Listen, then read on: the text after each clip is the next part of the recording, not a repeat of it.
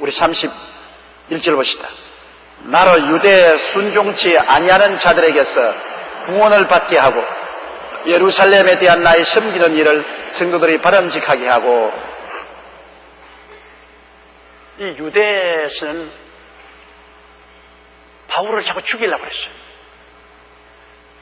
베드로와 야고보와 요한, 베드로는 유대인들에게 복음을 전가하면 3,000명이 회개하고 5,000명이 회개하고 돌았었는데, 바울은 들어가면 회개라는 건 뭘 죽이려고만 한다. 바울의 늘 소원은 예루살렘에 가서 유대인을 복음하는 것이다. 유대인의 구원을 위해서는 자기가 지옥에 가도 좋다고 말했습니다. 그런데도 불구하고 바울의 복음 전거는, 이방인들은 바울의 복음 전거를 다 받아들입니다. 그래서 바울은 저 마케도니아나 소아시아에 가서 그것을 복음하고 세계를 복음하는 기초를 따랐지만, 유대인에게만 오면은, 자기 백성들에게만 오면은 돌로 쳐 죽이려고 해요. 그래도 바울은 자꾸만 고향에 가서 복음을 전하고 싶어 했어요. 중국적으로 바울 선생이 고향에 돌아와서 복음을 전가하다가 예루살렘에 잡혀서 로마까지 압송돼 가서 순교를 당했습니다. 예루살렘에 왔으면 안 했으면 그가 더 널리 저 스페인까지 복음을 전했을 것입니다. 그것이 하나님이 주신 사명입니다. 하나님의 사명을 따라 일해야지요. 저도 한 가지입니다. 저는 한국의 성회에 대한 사명이 없어요. 제가 한국에서 빌리그람 같이 복음을 전하겠다고 젊을 때 애를 써서 한국에 가서 복음을 전하되, 특별히 전라남북도에 제가 집중적으로 복음을 전했습니다. 정말로 젊은 시절 한참 좋을 때 매주일마다 전라남도, 전라북도에 가서 복음을 전했어요. 그런데 복음을 전거하러 나가기만 하면 몸이 아파요. 아직 강대만 쓰면 몸이 아파요. 그 다음에 제가 경상도 출신이기 때문에 경상도에 가서도 복음을 전거하겠다고 가니까 전부 배척을 해요. 부산에 가도 배척당하고 대구에서는 복음 전거하다가 맞아 죽을 뻔당했어요. 동료들이 와서 막 실제로 와가지고, 야, 이 자식아, 니 혼자 다 헤쳐먹어라. 뭐 그러지 않습니까? 목사들이 모여와가지고서. 너 큰 교회 가지면서 지방에 가야 다니면서 이렇게 교인을 모아서 흔들어? 이 자식아. 뭐 이렇게 나옵니다. 그래서 내가 그때 느낀 것은, 하나님이 나를 한국에 부르지 아니하셨구나. 한국에서는 목회나 하고 그 다음 외국에 나가서 복음을 전하라고 하는구나. 한국 사람은 나를 받아들이지 않구나. 그래서 그때부터 외국으로 나간 것입니다. 그래서 외국에 아주 세상이 좁다고 돌아다녔죠. 구라파로, 중동으로, 오스트라리아로, 남미로, 동구라파로, 아프리카로 정말로 많이 다녔어요. 왜 해외로 널리 다니니까 고생이 굉장히 많죠.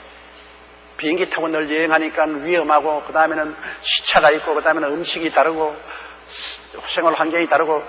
그래도 하나님의 사명이 거리로 부르니까 외국에 가면 그렇게 집회가 잘 된단 말입니다. 사람들이 다 환영을 하고 인산인으로 모이고 하나님의 나라와 역사가 일어나는데, 이 한국만 오면은 어느 곳에 가는지 환영하는 사람도 있지만 죽이겠다는 사람이 많이 나와요. 욕을 하고 그냥 프라카드를 들고 그냥 반대를 하고. 그래서 운명이 바울 선생하고 비슷한 것 같아. 그래서 요사이도 제가 한국에 집회를 안 나가지 않습니까? 한국의 지역사회에서 집회 오라고 해도 내가 가면 꼭 반대하는 사람들이 같이 생겨나요. 그렇기 때문에 그냥 이 마음에 괴로워요. 이러므로 한국은 내가 우리 목회하게만 여의도 순복음교회와 제 아들 교회나 돌봐주고 힘이 있을 때까지 외국에 가서 전도해야 된다. 8월 셋째 주일에는 제가 지금 아프리카의 코트부아르라는 나라, 또 다른 나라에 아프리카 전도로 나갑니다. 거기는 마라리아가 득실거리고 A형 간염도 우글거리고, 그리고 또 게리라들이 질 수가 없으니까 어디에서 총 쏘고 뛰어나올지 모르는 그런 나라지만은, 그러나 그런 데 가면은 아주 마음이 편안하고 좋아요. 그리고 하나님의 성령의 능력도 나타나고요. 이게 하나님의 사명이거든. 그러면 그런 하나님이 사명을 주시는 곳에 가서 일해야지, 사명을 안 주는 데 가서 일하면 안 돼요. 우리는 하나님의 머슴이요 일꾼이기 때문에 머슴은 주인이 시키는 대로 해야지, 머슴이 자기 마음대로 일을 작정했다가는 주인에게 파면당하지. 머슴은 머슴다워야지, 주인다워서는 안 되는 것입니다. 우리는 머슴이요. 그러니까 나는 여러분 앞에는 큰 머슴이고 여러분은 작은 머슴이요. 머슴도 큰 머슴, 작은 머슴 계급이 있다고요, 여러분. 머슴이라 똑같은 머슴인 줄 알아요? 큰 머슴이 있고 또 큰 머슴이 있고 작은 머슴이 있는데, 나는 큰 머슴이니까 하나님께 직접 명령을 받고, 여러분 작은 머슴이니까 여러분은 나를 통해서 명령을 받는 겁니다. 그렇기 때문에 여러분께서 셀 리더가 되든지 저를 통해서 이런 명령을 받으면 여러분 머슴은 그저 주인 시킨 대로 해야 돼요. 그래야 칭찬받고 상을 받아요. 옛날에 우리 집에 머슴을 많이 대농사를 지은 시간에는 큰 머슴이 있고 작은 머슴 많았어요. 그런데 그 큰 머슴이 문제의 사나이에요. 왜냐하면 우리 할아버지가 살아계실 때인데, 이 큰 머슴은 아침에 일어나면 먼저 마당을 썰어야 되는데요, 이 신발장하고 이런 데 다 자세히 하지 않고 마당 한가운데 가서 마당 한가운데만 빗자루 대빗자루 쓱쓱쓱쓱쓱 썰어놓고 가버려요. 그 할아버지가 부르지, 야, 이게 오너라. 야, 이놈아. 아침에 일어나서 마당을 썰려는 저 신발장, 이 마루 밑까지 이렇게 잔일도 다 해야지. 그 마당에 그 한가운데가 한가운데 마당만 쓱쓱 썰어보면 어떻게 하니? 큰 것만 썰지 말고 잔인한 데도 썰어라. 아, 이놈이 부툭이가 뜨고 있어. 그 다음날 보니까 머슴이 없어요. 머슴이. 마당도, 큰 마당에도 막 그냥 금불이 늘어지는데 썰지도 않고 머슴이 없어. 이놈아, 어디 있냐고 고함을 치니까 장독간에서 일어나 여기 있어요. 그 시골엔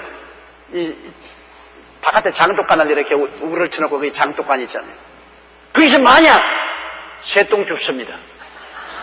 야, 이놈아, 언제 새똥 주랬겠네. 어르신께서 어제 큰 일만 하고 적은 일을 하라 그러는데, 내가 생각해보니까 적은 일은 새똥 줍는 것이 제일 적은 일이기 때문에 장독간에 새똥 주십니다.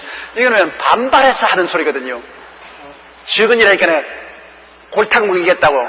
그래, 세상에 아침에 가서 장정이 쪼그리고 앉아서 장독간에 새똥 줍고 있으면 말이 돼요.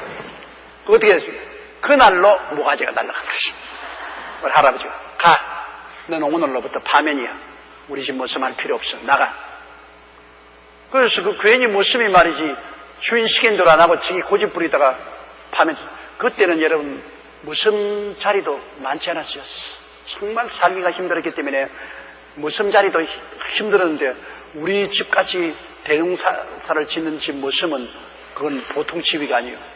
그런데 주인 시킨 대로 하다가 목이 날아갔어요. 우리 하나님 앞에서는 두말 하지 말고 하나님이 시킨 대로 하면 예해야 되는데, 이 바울 선생은 참 위대한 종이지만은 좋은 의미에서 고집이 좀 있었어요. 하나님이 너는 이방으로 가라 그러는데 왜 자꾸 예루살렘으로 돕니까? 오늘도 이렇게 기도하는데 예루살렘에 가서 원수들에게 보호를 받고, 그리고 예루살렘에 있는 예수 믿는 성도들에게 내가 복음도 전도하고 헌금도 갖다 주는 것이 바람직하게 해달라고 했는데, 기도는 하기는 했는데 하나님 뜻대로 안 했기 때문에 예루살렘에서 보호도 못 받고 유대인들에게 반역을 당해서 오히려 잡혀서 로마 군인들에게 압송이 되어 로마까지 가게 된 것입니다. 기도를 해도 하나님 뜻대로 해야지, 하나님이 원치 않은 기도를 하면은 아무리 애를 쓰고 힘을 쓰기도 해도 하나님이 그 마음을 돌이키지 않습니다. 여러분, 하나님 손하고 비틀린다고 하나님, 아야야야야야야야, 오냐 들어줄게. 그렇게 생각하면 큰 오해입니다. 하나님 팔 못 비틀어요. 이렇게. 하나님의 뜻을 알고 하나님의 뜻을 따라 부르셔야지, 그냥 하나님 팔 비틀어 가지고서 내가 하나님 내 말 듣도록 하려고 하면 안 되죠. 그 바울 선생이 여기에서 로마 사람에게 나와 힘을 합쳐서 간절히 기도하자고 했는데, 여기 보세요. 나로 유대에 순종치 아니하는 자들에게서 구원을 받게 하고 했는데, 이렇게 기도해도 순종치 않은 자들에게 구원을 받지 못하고 그들에게 잡혔어요. 예루살렘에 대한 나의 섬기는 일을 성도들이 바람직하게 하고 있는데, 성도들을 섬길 기회도 없었어요. 성도들을 예배를 드리고 말씀을 전하고 격려할 수 있는 시간, 기회도 없었어요. 불순종한 사람들에게 잡혀가지고서 몰매를 얻어맞고 백부장에게, 천부장에게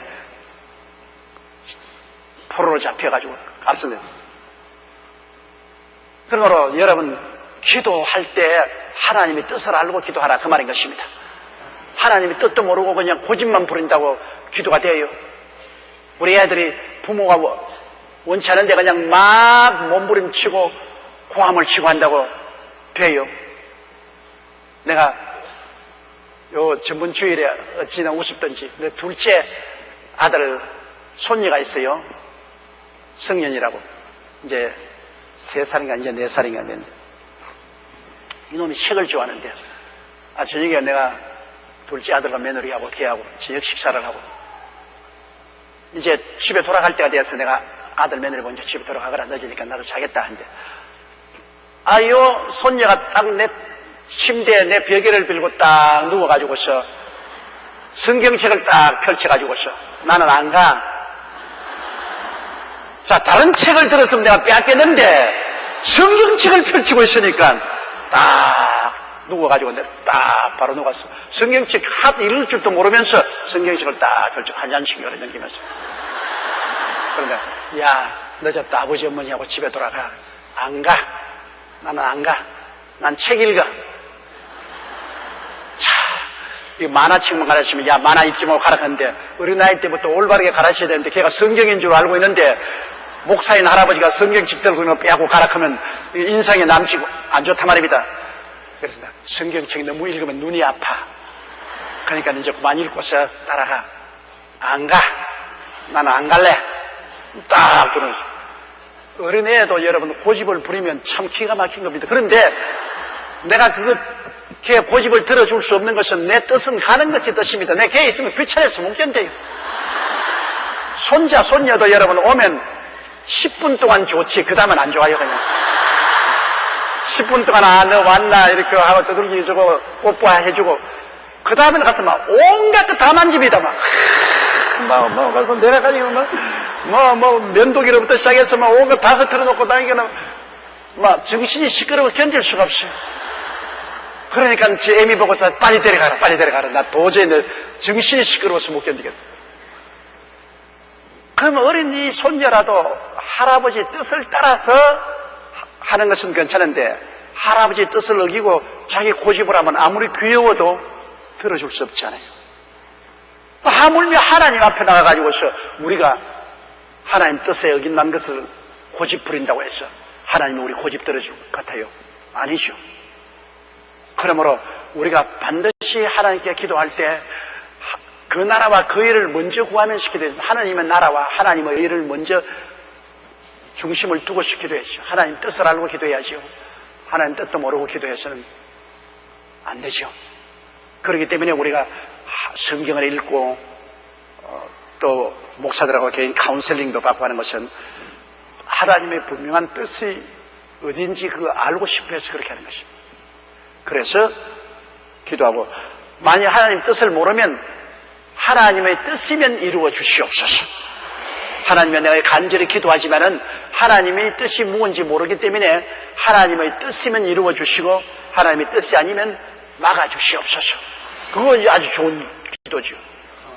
성경에 보면 하나님의 뜻이면 내가 아무 도시에 가서 장사도 하고 이런 일도 하고 저런 일도 하리라 이렇게 기도하라 계십니다. 근데 바울 선생님께서는 하나님의 분명한 뜻은 바울 선생이 예루살렘에 안 가는 것입니다. 왜냐하면 예루살렘에 가는데 처치에 성령 받은 사람이 예언을 하기를 예루살렘에 가면 포박을 당하고 감옥에 들어갈 것이라고 해서 제 아들이 붙잡고 눈물을 흘리며 올라가지 마라 해도 바울 선생은 고집을 부렸습니다. 나는 그리스도의 복음을 위해서 죽을 각오가 되어 있다. 그렇게 가서 결국엔 그렇게 되고 말았거든요. 그 다음 32절요. 나로 하나님의 뜻을 쫓아 기쁨으로 너희에게 나아가 너희와 함께 편히 쉬게 하라. 기도를 열심히 해서 하나님의 뜻을 쫓아 기쁨으로 나아가서 함께 쉬었는데 결국 바울 선생은 예루살렘에서 기쁨으로 나가지 못했습니다. 그는 로마의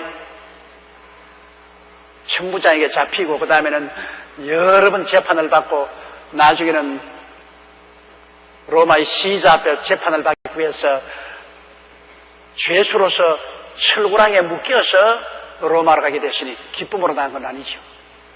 강제로 철구랑에 묶여서 죄수로 나가게 됐으니 불행하죠. 그러나 원래는 바울 선생의 소원은 하나님의 도움으로 기쁨으로 나아가기를 가서 그곳에서 편히 쉬었다가 그 다음에는 스페인으로 가기를 원했는데요.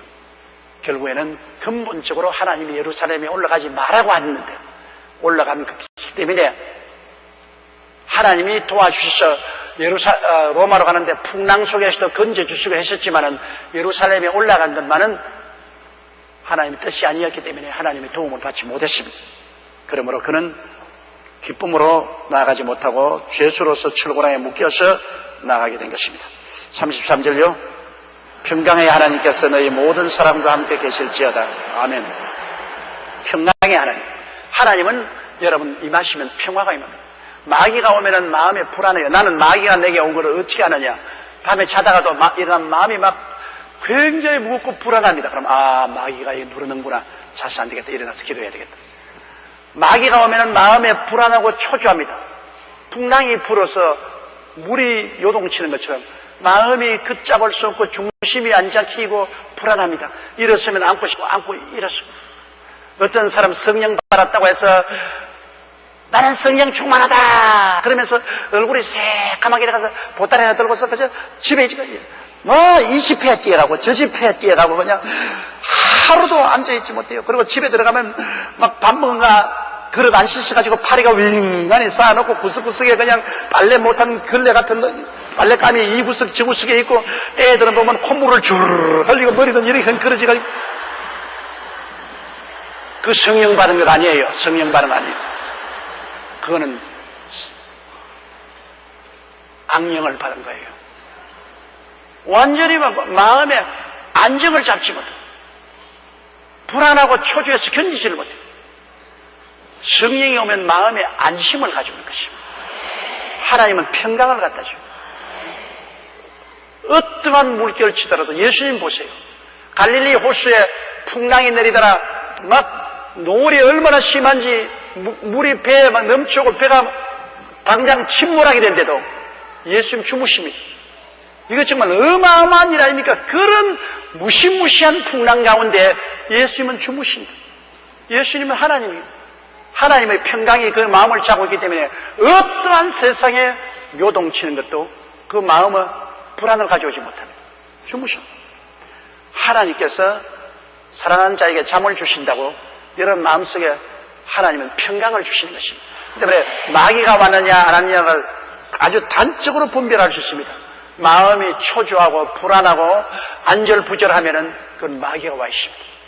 주시는 하나님 성령이 오시면 죽음이 와도 편안합니다. 마음에 탁 안정하고 평안합니다. 왜? 하나님은 평강의 하나님. 평강의 하나님 와 계시니까 마음에 평안할 수밖에 없어요. 온 천지가 뒤엎어지고 폭풍이 일어나도 마음은 편안합니다. 그건 하나님이 같이 계시기 때문에 평안한 것입니다. 평안은 하나님의 것입니다. 불안, 초조, 안절부절은 사탄이 와서 그렇게 하는 것입니다.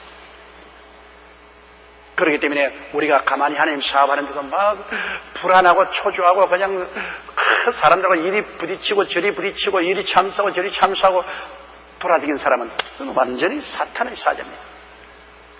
정말 성령 받은 사람은 마음이 편안해요. 마음이 편안한 사람이 돌아다니면서 사람 갈등을 일으키고 참수하고 핥혀놓고 이렇게 안 해요.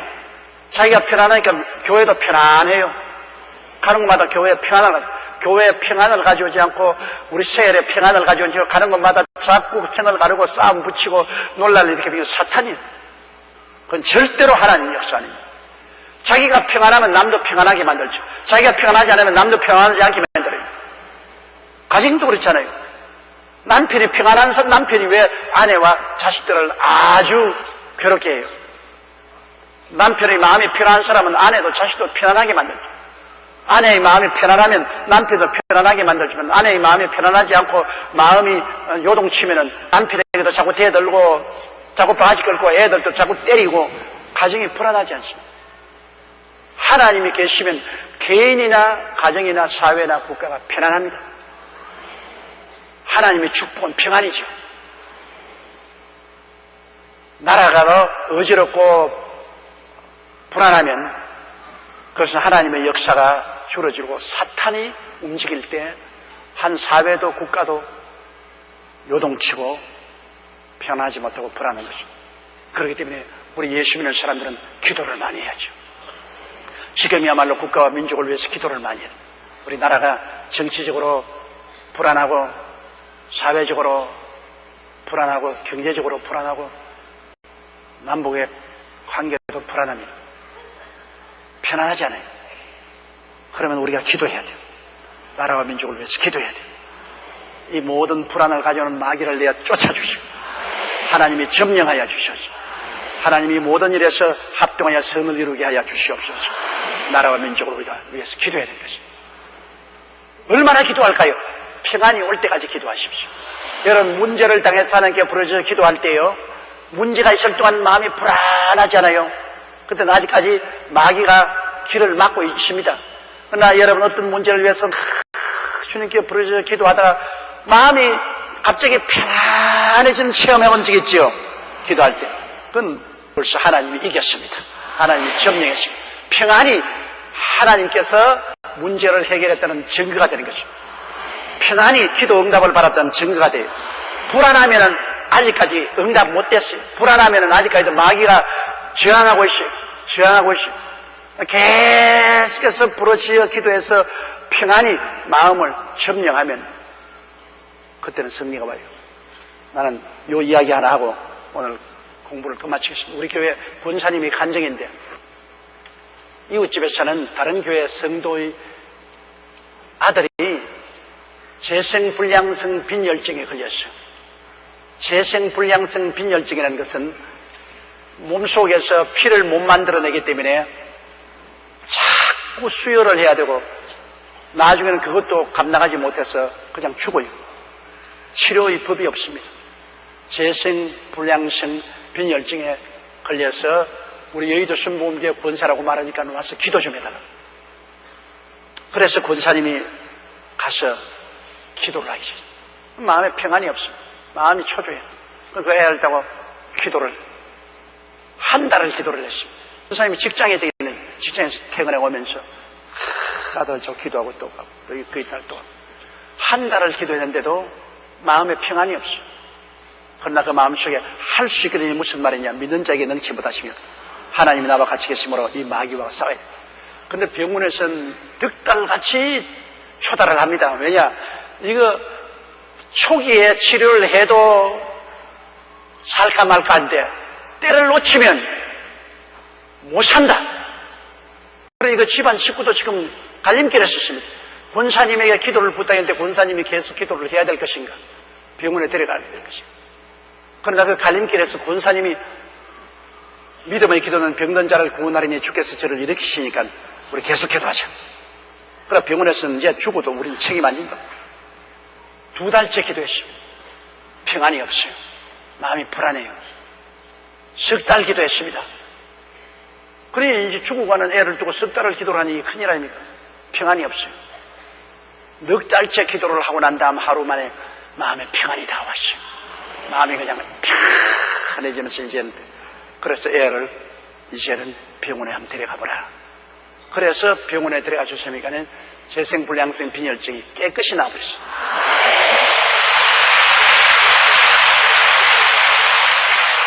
마귀와의 싸움을 한두 번 해서 응답하는다고 뒤로 물러가면 안 돼요. 배후에는 여러분 파괴하는 모든 일의 배후에는 마귀가 있습니다. 파괴적인 것을 가져오는 것은 배후에 마귀가 있는데 마귀하고 싸우면 한번 싸움을 붙여놓으면 끝까지 싸워야지 싸우다 그만두면 이제 더 악화됩니다. 그렇기 때문에 싸움을 시작해놓고 난 다음에 평안이 올 때까지 포기하면 안 돼요. 어떤 마귀는 쉽게 물러가지만은 악질적인 마귀는 쉽게 안 물러가요. 버티고 있어요. 나는 권사님을 자랑합니다. 그 권사님 4달을 버티었다는 것 여러분 어마어마한 말씀에 대한 지식과 믿음이 없이는 그렇게 하지 못합니다. 하나님 말씀을 확실히 알고 영적인 눈을 가지고서 육신의 눈으로 보지 않고 영의 눈으로 보면서 인내하고 넉 달을 싸웠다. 넉 달을 버티던 마귀가 아이고 이 사람 진짜 기도할 줄 아는 사람이다. 이 사람 정말 하나님의 용사다. 버텨봤자 소용이 없다. 도망쳤죠. 그러나 그냥 사시나무 떨듯이 자꾸 마음이 요동을 치고 중심을 잡지 못하고 기도해볼까 말까 싸워볼까 말까 이래서 하면 마귀가 너 얼마 안 있으면 포기하고 갈 놈이다. 내가 버티면 이긴다. 마귀는 여러분 마음을 영이니까 읽고 있지 않아요. 영이니까 여러분 마음의 생각을 읽고 있어요. 여러분이 말씀에 쓰고 믿음에 단호하게 써서 싸워서 이기겠다고 결심을 하고 밀고 나가면 이건 싸워도 우린 졌다. 마귀는 이미 패배한 놈이니까 견디는 봅니다. 견디는 봐요. 그러나 오래는 못 견딥니다. 정 견디려면 괴로우니까 나가지요. 여러분 뜨겁게 밑에 불을 다룬 솥 위에다가 한번 일어서 보시오. 제일 처음에 뜨뜻할 때는 뜨겁다고 좋다. 그러다 뜨거워지면 아유 뜨겁다. 나중에 많이 뜨거워지면 아유 뜨거워. 그러다가 탁 튀어나가 버리시면 기도라는 것은 솥에 불 때는 겁니다, 여러분. 서서히 뜨뜻할 때는 가만히 있다가 뜨거워지기 시작하면 자꾸 춤을 추기 시작하는데 나중에는 정 뜨거워지면 튀어나가야 돼요. 못 견뎌요. 그러므로 튀어나갈 때까지 계속 기도를 하라. 그 말씀이겠습니다. 튀어나갈 때까지. 그러면 반드시 승리는 우리의 것이 되는 것입니다. 마귀와의 싸운 기도에서는 반드시 우리가 이겨요. 여러분의 신분이 확실하지 않습니까? 정체불명의 사람이 아닙니다. 그리스도 안에서 오중복음과 삼중축복을 받은 신분이 확실한 사람입니다. 자기 신분을 알고 그 신분에 합당한 기도를 하는 것은 하나님의 뜻인 것입니다. 신분에 합당한 기도를 하는 것은 반드시 하나님의 뜻이니까 그것을 알고서 끝까지 기도해서 승리하시기 바랍니다.